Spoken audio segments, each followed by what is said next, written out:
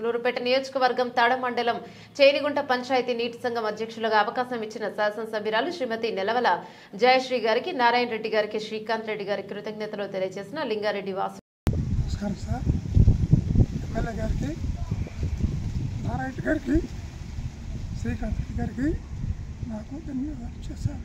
చెరుకుంట ఐక్యత పరిషత్ నేను అందరికి మంచిగా చెడు పనులు చేస్తాను. నాకు ఈ అవకాశం ఇచ్చినందుకు పెద్దలకు అందరికీ నమస్కారం సార్. చేనుగుంట పంచాయతీ అందరికీ పండగ ఒక్కరు బాగుండాలి, సంక్రాంతి బాగా చేసుకోవాలా, మా పంచాయతీ బాగుండాలి సార్.